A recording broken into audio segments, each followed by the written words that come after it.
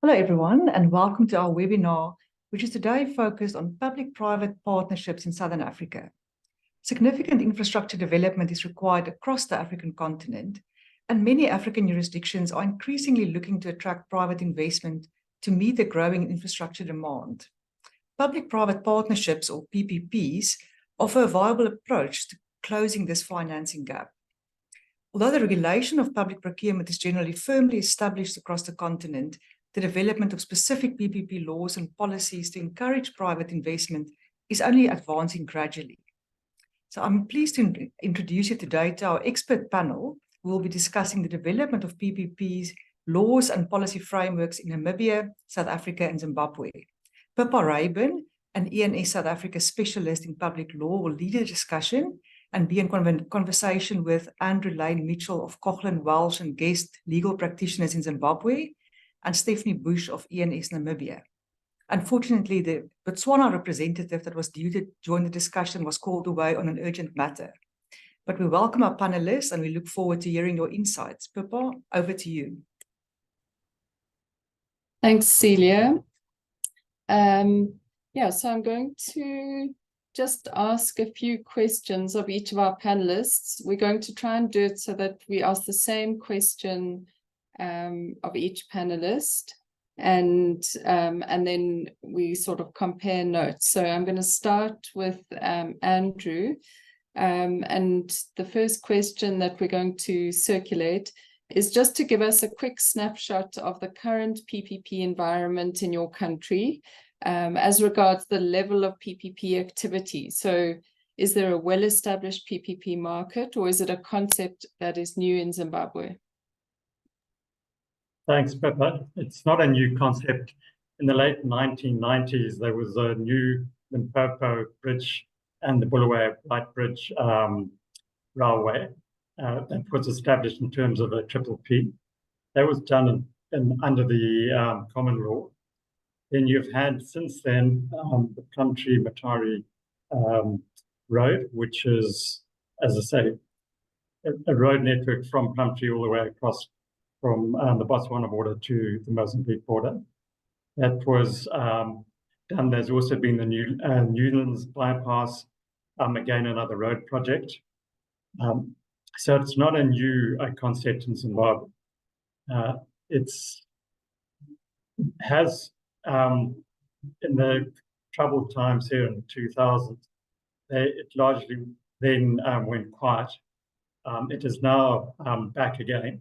In that we've had the Blind Bridge Border Post as being a triple P project, and there have been a number of others. So it's not a new concept in Zimbabwe. And going forward, it looks like there will be a number of triple Ps to be undertaken. Okay, sounds quite similar to South Africa. Stephanie, what's the situation in Namibia with PPPs? Well, it is quite a bit different. So it is a rather, let's say, new concept. So around 2009, our government set out to develop a PPP policy. So they did all of the research just to establish what kind of provisions should be included in our legislation, and then eventually did pass our PPP Act in 2017, but it only came live or was brought into force at the end of 2018. So we've really only had it for about 6 years, and you can also see that. So there's not been really a lot of PPP projects within the Namibian context. It's quite an unknown mechanism still, also for us legal practitioners. And that it's partly because the government and public entities have not brought across a lot of PPPs, but also because the private sector doesn't really, it's still very unknown to the private sector within the country. So when one discusses the PPPs, we have a PPP unit, and so they say that the Ministry of Finance has focused this mechanism on sectors such as transport, water and waste management, telecommunications and ICT, social and health, and then energy. So there have been a few PPPs that have been brought to fruition. So those include a Goryanga Water District reclamation plant, as well as an electricity facility within another town called Rehoboth. And there are a few currently underway, or they're also being under development, or they have already been issued to the market. So that includes a 25 megawatt solar plant for the city of Windhoek, which is the capital city, which is the RFP has been finalized for that, and the submissions are currently being evaluated, as well as a water treatment facility in the city of Otjiwarongo, which is still undergoing a feasibility stage, and then a solid waste management and also water treatment for another city called Rundu, which has already been awarded. So yeah, we are seeing there are more and more coming, but at the moment it is not popular or widely used for the time being, at least. Okay, thanks very much. It's interesting that it seems like South Africa's followed quite a similar trajectory to Zimbabwe, at least in relation to the sort of ups and downs of PPPs. The first PPPs that I'm aware of also started being put together in the late 1990s under sort of according to best practice rather than a particular legal framework for PPPs. And then they started being regulated in the mid sort of 2005. And by then there was quite a lot of PPP activity. I think, unfortunately, regulation had a dampening effect to some extent on PPPs. Well, unfortunately for some, I suppose for National Treasury, it was important to ensure consistency and make sure the contingent liabilities were kept in check. But there were initially quite a lot of PPPs in the head office accommodation space for national government departments, and some in relation to water, transport, hospitals. And then we also had troubled times in the 2000s, and a decade at least of state capture, during which there was very little service delivery projects and infrastructure development. So unfortunately, I think PPPs took slowed down dramatically during that time. But there does seem to be increased activity starting up again. We thought it would happen, I think, faster than it has. But there are a lot of RFPs out for feasibility studies for PPPs. So I think the trajectory is an increase in activity in the PPP sector.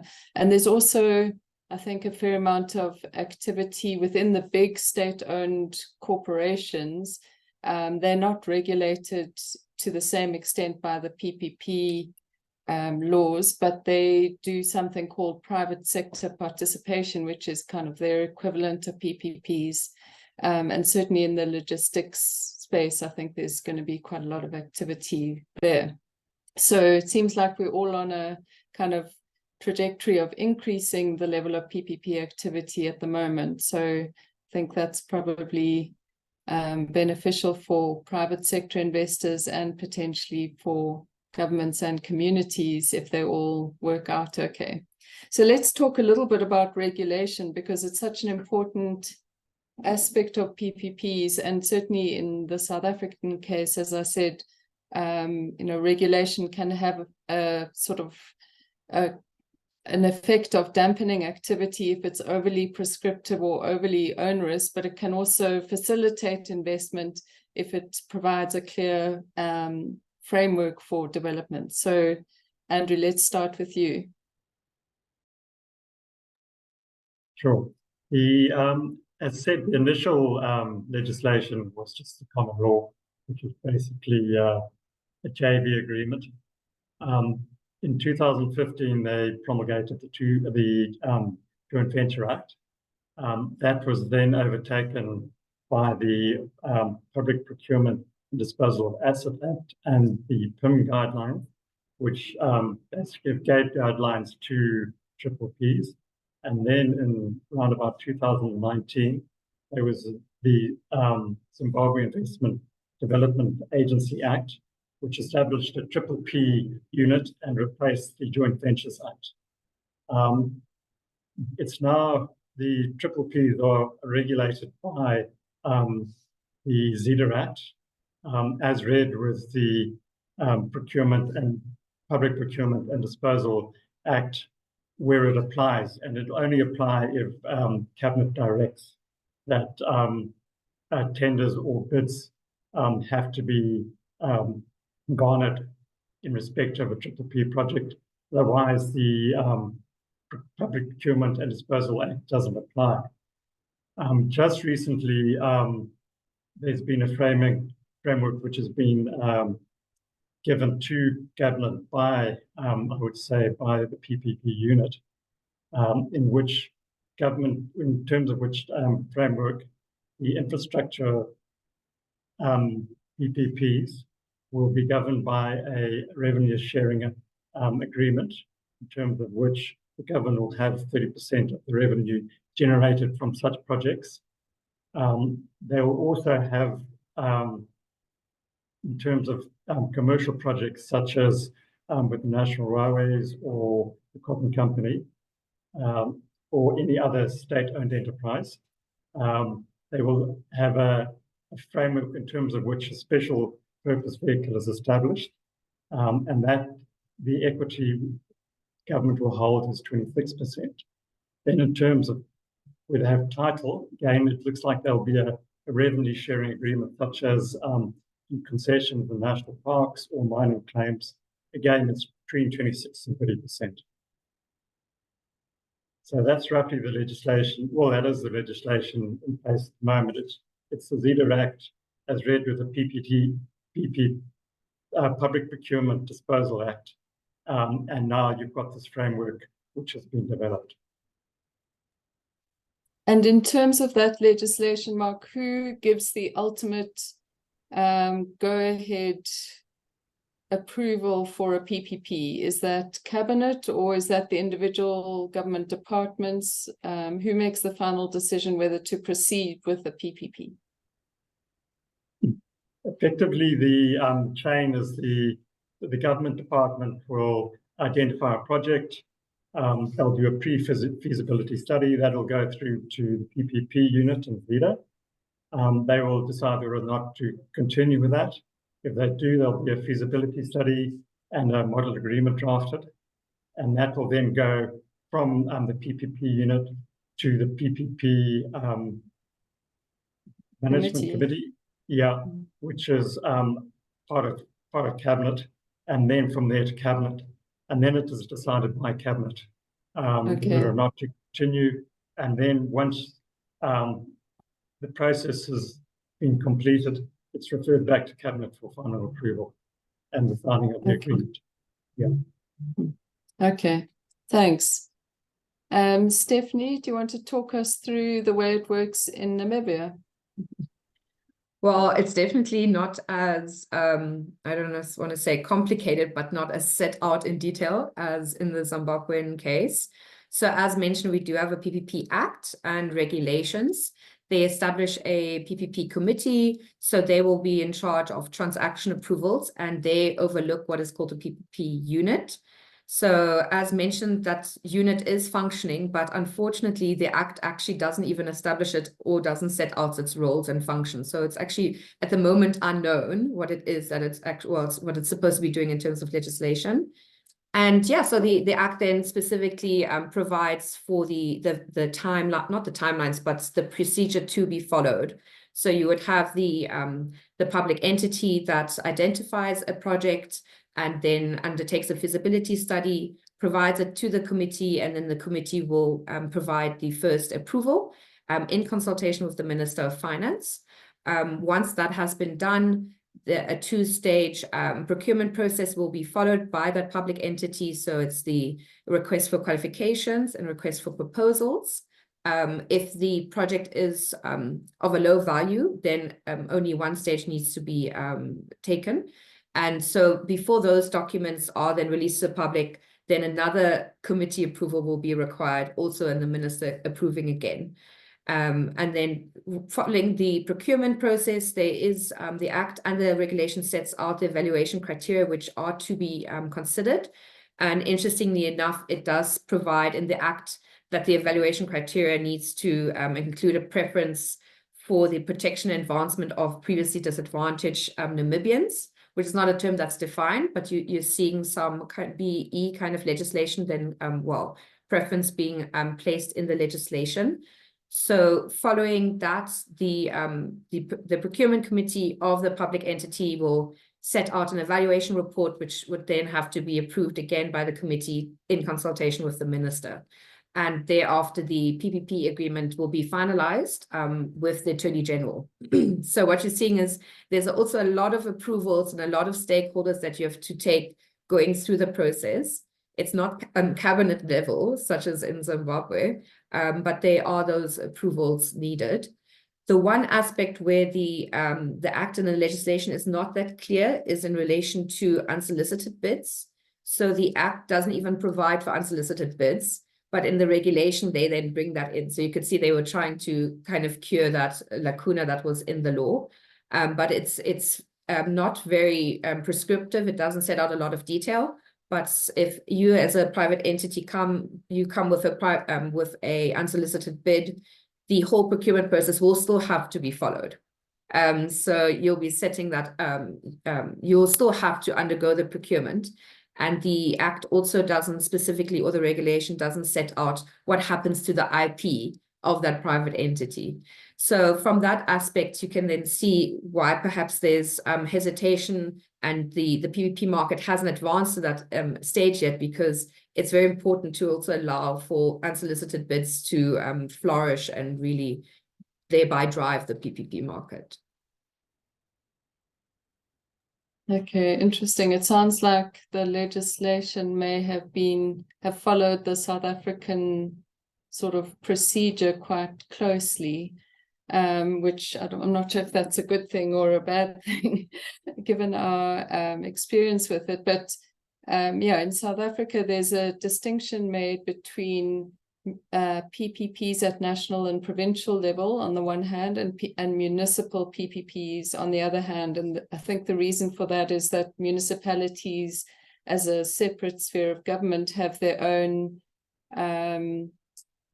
competencies in terms of the constitution. So whereas at national and provincial level, all of the similar approvals to what you described are taken by the Minister of Finance, or the National Treasury at least, through a delegation from the Minister of Finance. At municipal level, those decisions are made by the municipalities themselves, by the councils, but they have to seek the views and recommendations of national and provincial treasury and some national departments. So we have a similar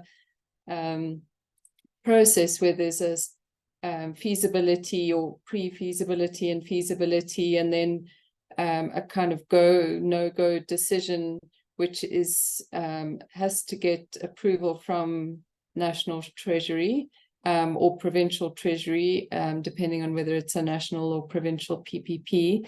And then similar to you, as another approval before the bid documentation is issued to the public, and then a third approval when you've got a preferred bidder, so that would be after bid evaluation, and then a final approval before signature of the PPP agreement. And there's obviously good reason for trying to ensure a consistent standard between PPPs nationally or provincially in relation to contingent liabilities, payment mechanisms, penalty regimes, bid sort of technical specifications, etc., bid evaluation criteria. But it does add a lot of time, cost, and resourcing to these projects to have to go through all of that. And interestingly, I think the question of unsolicited bids has always been sort of lurking in the background, and it wasn't provided for at all in our procurement legislation, at least initially, or in the PPP rules. but there's a recent proposed amendment to the PPP regulations to make provision for unsolicited bids to be considered by national and provincial departments. And they've tried to, I think, balance the kind of risk and reward aspects of unsolicited bids by providing that if an unsolicited bid is considered by a department for a PPP, then the author of the unsolicited bid, the proposer, would be automatically shortlisted as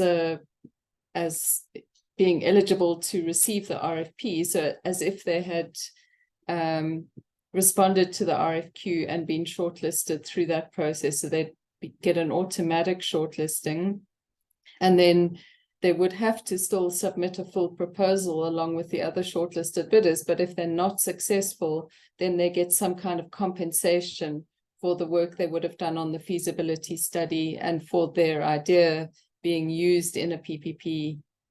So there's some kind of attempt to balance what they're contributing with what they ultimately get. But those proposed amendments haven't been finalized yet. So I suppose we're yet to see how that pans out. I know Zimbabwe has got a lot of experience with unsolicited proposals. And from what I heard when I was there recently, the officials are somewhat skeptical maybe of unsolicited bids and the sort of risks associated with them, especially the sort of corruption risk or the risk of being the public sector being told what the private sector wants you to hear about a fantastic idea that they've got for a PPP. So there is a sort of an element of skepticism, I think, that's needed in order to work out which projects are worth pursuing and which not. But I think luckily we've been joined by Mark from Botswana, so we can backtrack a little bit. Mark, we've just asked sort of two questions for each jurisdiction. The first one was about the sort of current state of play in relation to PPPs and the level of activity in Botswana on PPPs, and then how they're regulated in Botswana. So if you could just give us an idea of that landscape in your country, that would be great.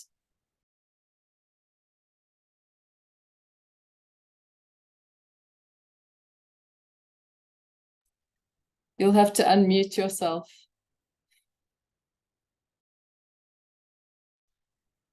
Okay, sorry about that.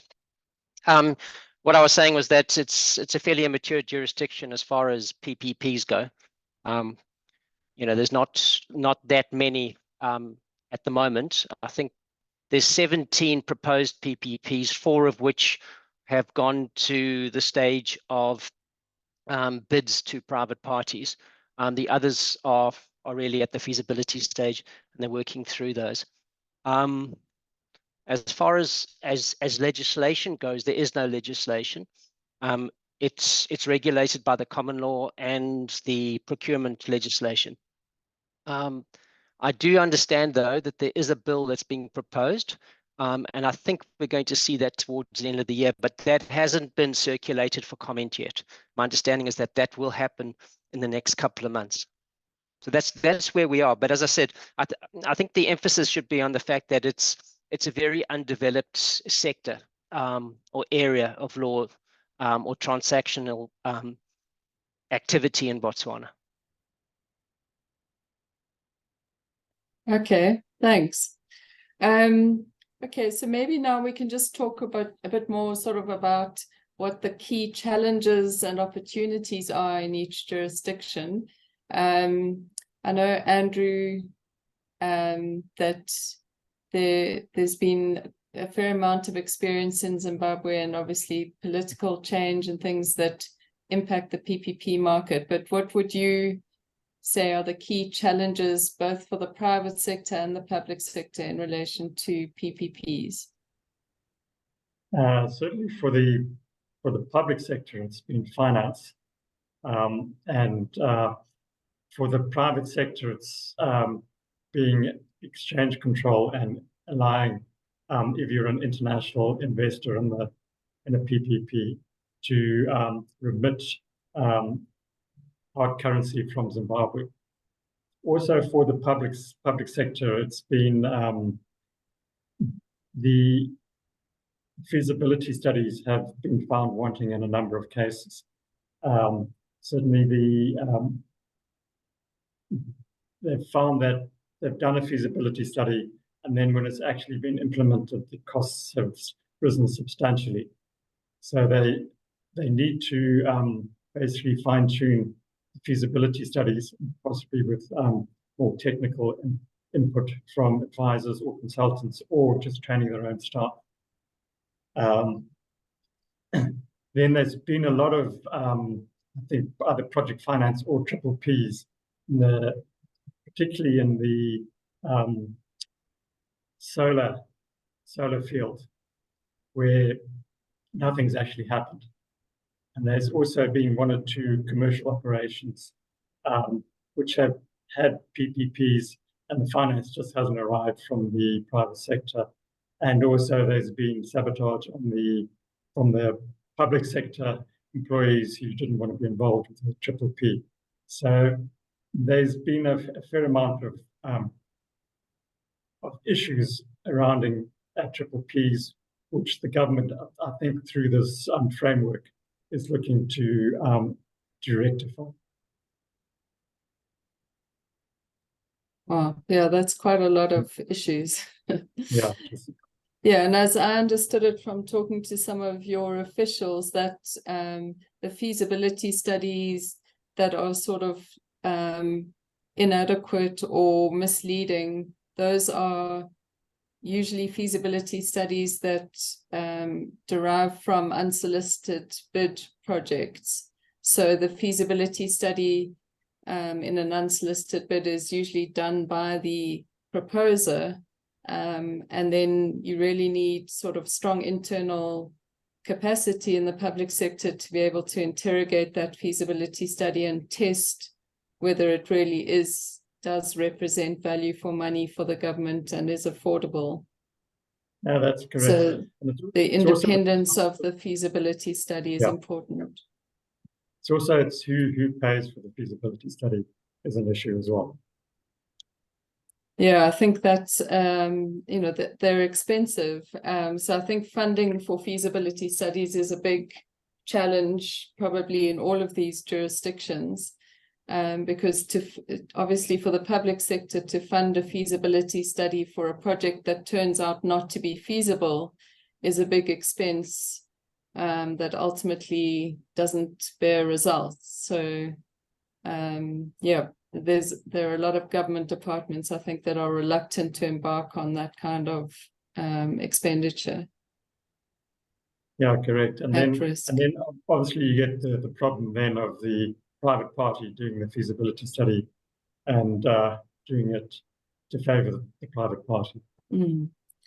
As I understood it from the discussions I had in Zimbabwe, it seemed like another challenge, I think, was that the only PPPs that seem to sort of get to completion are those which are funded by user charges or fees, rather than those where the government is actually making a regular payment to the private party. For example, for water treatment plants or schools or hospitals, or so there seem to be PPP activity only in areas where essentially the private party is paid by the public through concessions or user charges. Generally the PPPs have been on infrastructure, and they've used tolls to recoup the cost of the PPP by the private party. So it's not tax money that's being used. Okay, interesting. Stephanie, do you want to tell us, I know there hasn't been much activity, but what do you foresee as the challenges that might be faced in Namibia? I think, I agree that from the public sector, definitely the funding for the feasibility studies is a major challenge. And we've actually seen now that there's a feasibility study being conducted to develop a commuter railway line between Windhoek, Katutura and Rehoboth, and that is being funded by the African Development Bank. So they were seeing that at least the government is trying to get the funding that is required for those very essential projects. The other challenges are definitely from the private sector. So the private sector needs to gain trust in this like mechanism in the sector, and also it has to be worth it for them, because at the end of the day, so the legislation currently doesn't allow for any negotiation of the PPP agreement, and also sets out no guidelines in relation to risk allocation or sharing. So for investors and the private entities, they aren't allowed to have a consultation at the moment, and therefore they might be taking on more risk than they're willing to take. And that really emphasizes that there's a need to make sure that the PPPs are really seen as, this handshake. It needs to be beneficial to both parties. Beyond that, your normal bankability issues will always come about whether if it's worth it for the investor to embark on this, and also will it be funded by its financiers. And there's also a need for transparent and a balanced framework on tariff setting, so that the investor and the private entity can really know what to expect in terms of revenues for user fees, for example. And then the last challenge, and it's a general challenge relating to investment in Namibia specifically, is that our investment laws at the moment are currently under development, or there is a lot of legislation that's looming that really sometimes holds off investment into the country just because they're not sure how that will develop. So that includes our the National Equitable Economic Empowerment Bill, what we call NEP, which is very much alike to the BEE concept in South Africa, and then the Namibia Investment Promotion and Facilitation Bill. And both of those pieces of legislation would allow the Minister of Industrialization and Trade to pinpoint certain sectors where either they're only reserved for Namibians or previously disadvantaged Namibians, and could require investors to partner with those as well. So it's those kinds of also just the investment regime that will also impact generally how people will approach the PPP industry itself as well. Okay, so you probably need a couple of those to get all the way to financial close before the market kind of settles and investors can see what the sort of pipeline is and what the commercial terms will be. Exactly. And I suppose that takes a bit of time. Mark, what do you see as challenges facing the PPP market in Botswana? I think it primarily comes from the government side at the moment, because there's no centralization of PPPs. They're not driven by any particular unit. There is a unit in existence, but it doesn't drive the decision to go with the PPP as a transactional structure. That is determined by the individual ministries, and then coupled to that is the problem with capacity within the ministries. They don't have the capacity to understand the complexities of a triple P, and also when they are incapacitated by this unit, they push back quite a lot because it's quite complex, and they don't particularly like the complexity of the PPP regime. So that's one of the big problems in Botswana.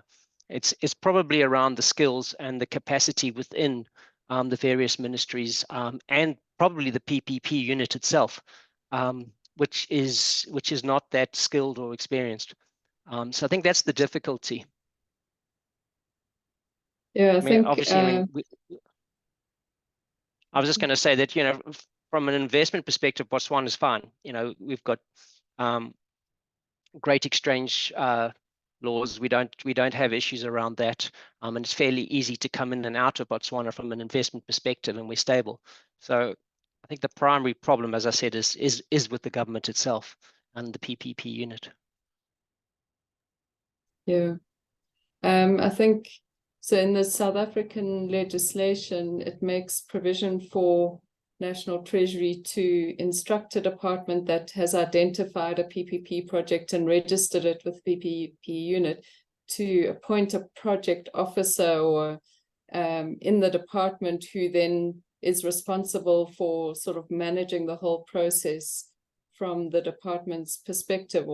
And certainly during the early 2000s, when there was a lot of PPP activity, those project officers often moved from project to project because the experience they gained doing even one PPP made them so useful in relation to another PPP that they could sort of jump around from department to department and became almost professional project officers. And I think it really does work like that, that if you just do one PPP from beginning to end, you gain so much experience and understanding of the process that, so as soon as there are a couple in the market that have gone from beginning to end, I think the skills can be developed quite quickly. But it certainly is daunting, I think, for a public sector institution, especially when you've already got a busy job and this is just an added layer of responsibility. And all of the sort of risk allocation and risk identification is quite complicated, and it's not something that government officials are used to doing when they run their own projects to that level of detail and financial analysis. So it certainly is more complex than doing it yourself. And certainly in South Africa, there's been similar, I think, I can't remember whether it was Namibia or Zimbabwe, but similar sort of resistance from unions, because I think they often see PPPs as a kind of step towards privatization or a form of privatization that may impact on job security. And so there is sometimes internal resistance from department employees. And then also there have been sort of policy shifts or political shifts that have changed departments' attitudes towards PPPs. And the one example I can think of is in relation to prisons, where there were a couple of prisons that were sort of put out to PPP and went all the way to financial close and are in operation. But after that, the government, or certainly that department, changed its policy on PPPs and said these aren't the kind of activities that should be outsourced to the private sector. And they cancelled a whole bunch of prison PPP tenders halfway through a procurement process, and have not proceeded with any of those since then. And that's probably 20 years of keeping it all in-house. So there are a couple of prison PPPs that are nearing the end of their term. And so it's going to be interesting to see whether those are brought back into the government for sort of internal operation, or whether those ultimately get re-tendered just because of lack of capacity internally. But I think, we've faced some similar challenges in relation to complexity and skills and experience within departments, and also similarly on the cost of feasibility studies. I think that's been quite a big obstacle to getting going with projects. And because these projects take a long time to get to the market, I think that feasibility is so crucial. And I think they often just never get to an end, or never get to a point where the department can make a firm decision to go to procurement. Of course, these projects also have a very long timeline, so they create an obligation that goes way beyond a term of parliament or a term of office of a particular minister or director general. So they have long-term financial implications for the state. So National Treasury also scrutinizes them because it has to build those contingent liabilities into its calculations. So they are kind of serious projects that, there seems to be a sort of default reluctance to commit, which is a challenge going forward. And maybe it's easier to get their heads around those that are funded by user charges, such as concessions. So there've been a lot of game reserve concessions, for example, in South Africa, and other sort of smaller scale projects where there's a user fee or some kind of external funding mechanism, rather than them being funded directly by the state. But yeah, I think in times of need and constrained financial position of the state, they also have to resort to PPPs as a mechanism for infrastructure development and service delivery. And so there is an increase in activity during sort of lean times, which is what I think we're seeing now.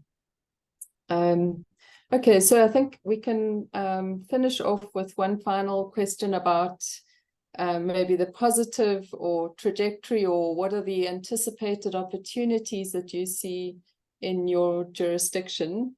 Shall we start with Andrew? Sure. There's a big thrust at the moment on infrastructure development in Zimbabwe, particularly on the roads. Flight bridge to Harare is almost complete. They're looking to do Harare to Chirundu. The whole of Harare is just a big road development site at the moment for the SADC summit in August. So good luck trying to drive around Harare at the moment. Then you've got the Matapa Investment Fund, which is a sovereign wealth fund. And that's had a number of government parastatals, SOEs, put in there together with stakes in certain companies. And it's quite likely that a number of these will become PPPs. They're not governed by the national procurement legislation. And these include the national railways, the post office, the Wangi Colliery, the cotton company. And so there's a lot of scope for PPPs in this. And there's obviously a thrust by government to get these SOEs working, which is more than likely needs funding from PPP private parties, particularly the national railways. I think there's going to be a big emphasis on sorting out the railway due to the amount of traffic on the roads here, and also the fact that there's a big demand for the minerals here in terms of lithium, chrome, platinum, and gold, and really, and also coal. They need to have some way of moving it other than by road. So I think there's going to be a very interesting and hopefully exciting place, the PPP market in Zimbabwe. Great, that sounds positive. Stephanie, what are you looking forward to in Namibia? Look, I think with what's currently ongoing in Namibia, it would be the best time for the PPPs to really gain traction. So with Namibia's emerging oil and gas industry, plus the focus on green hydrogen, green energy, it is really that perfect time. The government is also really looking into establishing policies to introduce what they call, well, it's like almost a green industrial revolution. So all of that will have so many infrastructure needs that will have to just be there to meet those industries. So in particular, on the port side, there'll be massive developments that will be required at the Walvis Bay port, as well as Lüderitz, and perhaps also Elizabeth Bay. So that's really where the oil and gas and the green hydrogen sectors will be. And there's already plans for the massive expansion of those ports. But beyond just from your green hydrogen or oil, we're seeing a lot in terms of manganese export and other mineral exports, which could also increase as the ports, the capacity increases. You might see shifts of exports that usually would have gone through, for example, South African ports towards Namibia. And from that, you'll require a lot of railway infrastructure as well. And with railway, you'll also need the development for purposes of reaching the other SADC countries. If you, for example, want to transport, oil and gas and hydrogen itself. So to have a SADC-wide, export and import of those commodities. So in that aspect, the PPPs will be very helpful to close that financing gap, because the government would just not have the finances available to address that. And you really don't want to hinder and delay these very exciting industries from being able to really kick off just because your infrastructure isn't there. So beyond that, that's just based on those infrastructures, and those industries. Other infrastructure that we could see happening is an increase in airports, for example, development of an airport near Lüderitz, so people can also travel there, as well as projects in the water area and department. So just I think 2 weeks ago, our president, he declared a national emergency relating to our just the water and lack of water and the drought. So we would see a lot of more infrastructure development needing to happen. This might be in terms of desalination, but also water pipelines to bring water from where it is in the country to other places where it's not, for example, the capital city. So I also agree with Andrew that it is an interesting time to see how PPPs can then be used to further those infrastructure development needs, and hopefully also to allow us to see within the legislation what works and doesn't work, and then hopefully to also just panel beat the legislation to allow for the PPPs to kick off, to assist in that infrastructure development that will be very much needed in our country. Gosh, that sounds like a very exciting, range of opportunities. So I really hope that sort of the public sector component can sort of pull itself together and get the skills and whatever that it needs to be able to facilitate those. Mark, do you see anything similar happening in Botswana, or maybe not quite yet? Very similar. No, very similar, because we're a landlocked country, very much like Zimbabwe. So, to start with the rail projects, we've got a lot of development going on in the copper sector, and they need to evacuate that some way. By road is very, very expensive and very difficult.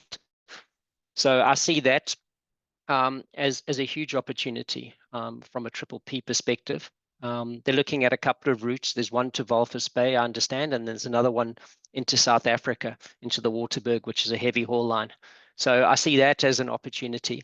And then the government itself is really pushing. It's got an ambitious sort of infrastructure goal, and it's around a number of things.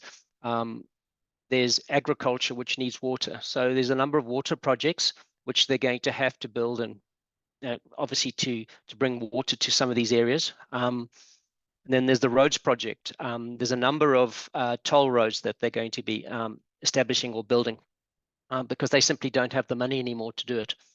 So they're going to have to find some mechanism to fund this. And then just generally around, the mining sector as well. Around that, they're going to have to put more electrification in and more infrastructure around those projects. So I think it's a very exciting time for Botswana. As I said, they've got a very, very ambitious infrastructure development pipeline, but they're going to have to fund that some way. And I see PPPs as the mechanism for that.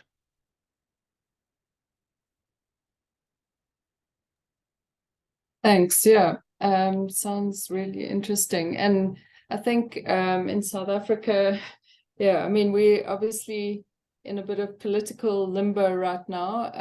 So, and PPPs have tended to be fairly closely linked to sort of political, I don't know, considerations by a particular regime. But I think the kind of financial constraints that the South African government is facing make it almost impossible not to pursue PPPs. And there's certainly been a lot of activity around in the feasibility study phase of new PPPs in relation to hospitals, logistics, those kind of things. And rail, there's a lot of movement. There's a whole sort of rail sector reform process going on in South Africa with legislation bringing into effect a third-party access regime to the national rail network and the separation out of the infrastructure management function from the train operation function within Transnet. So I think, yeah, and a kind of road to rail strategy to try and bring the freight sector back to rail. So I think there'll be a lot of activity in relation to that. And I saw somebody posted a question about cross-border infrastructure PPPs, which is obviously crucial to all of the success of all of these initiatives that we've been discussing. And I think that does add another layer of complexity to these projects. And I suppose, you know, I don't know what the answer is and what the sort of strategy is, whether there is a kind of SADC-wide coherent strategy or plan, but a cross-border PPP would obviously need intergovernmental support and contractual arrangements to be in place. The alternative is to try to coordinate, you know, PPPs within each jurisdiction and then some kind of interface. But either way, that does add another layer of complexity. I think that takes commitment and some capability to be able to manage those interfaces. Yeah, but I think there is a lot of opportunity, and certainly this change in our PPP legislation, which I think was facilitated by a World Bank reform project in South Africa that looked at our PPP legislation and tried to propose some kind of changes to make it a little bit less onerous and more investor friendly. I think it does bode well for an increased level of activity in this area. And certainly, I think if surrounding countries are embarking on these projects and improving their infrastructure in a way that makes us look bad, that will also help to focus the mind on these kinds of projects. So I think we can all look forward to, yeah, an increase in activity in that area. I don't know if anyone wants to add anything before we end off. Shall I just go around the room? Yeah. Okay, well, Mark? I was just going to just end off by saying, you know, we've got this legislation which is going to be hopefully promulgated by the end of the year, and that should bring structure to the PPP sector within Botswana, and hopefully it'll drive this type of activity. Thanks. Andrew, do you want to say anything before we end? About the cross-border, particularly with the rail, I have seen, I think it was a framework or an umbrella agreement between a number of the SADC countries in which they were supposed to develop the railways. That was 2015, but it doesn't seem to have advanced any further. So there's an intent, it's just it hasn't been put into practice. Yeah. Yeah, I think that does complicate things. Stephanie? Well, I actually also just wanted to add a last point on the cross-border infrastructure. I know that currently the SACRI, so it's the Southern African Center for Renewable Energy and Energy Efficiency. So they're in charge of SADC's, renewable energy, and they are developing a green industrialization strategy that will also really look at how can the SADC region benefit and leverage off of the green energy sources, resources that are within the continent. And that would also include a lot of railways and pipelines, cross-border pipelines, and to transport those resources and create that pool. And it would be also within frameworks such as that and policies where one would hopefully want to see that the cross-border aspect being dealt with. But as Andrew mentioned, there are cross-border the agreements that would be then put in place, because it is difficult. Also, if you look at it from a Southern African power pool perspective, for transmission grids or doing interconnectors, once you develop that on a PPP basis, you really would also require just clarity on how to really do a PPP cross-border. So it's definitely very interesting. That when you mentioned the renewable energy arrangements, that reminded me that another I think area that's coming up for PPP activity in South Africa relates to the upgrade and expansion of the transmission grid. And so the Electricity Regulation Act is in the process of being amended to specifically provide for private sector participation in that activity, because that's currently the key constraint to resolving our electricity crisis is grid capacity constraints. So the similar sort of determination process that's been in place for the last 15 years or so in relation to electricity generation, where the minister can determine that it's required and sort of facilitate the procurement, that there'll be a similar provision relating to upgrade, extension, expansion, and operation of components of the transmission grid.